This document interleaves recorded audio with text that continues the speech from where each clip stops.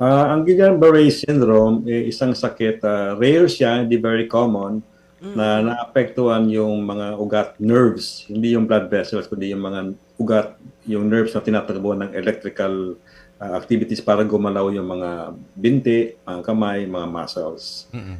Usually, it's caused by a virus feathering certain bacteria, okay, na naapektuhan yung immune system at tinatamaan yung covering ng nerves, nagdudulot ng pagtatalok ng myelin, yung covering ng nerves. Ah. So, ang tawag natin, nagdi-demyelinating polyneuropathy.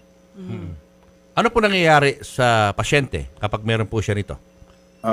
Ang common storya nila, nagkakaroon sila ng una, mga manhid-manhid muna, tapos nagiging weak ang kadalasan ng mga paa, binti pataas, paakyat. So, ang tawag natin dyan, ascending type of paralysis.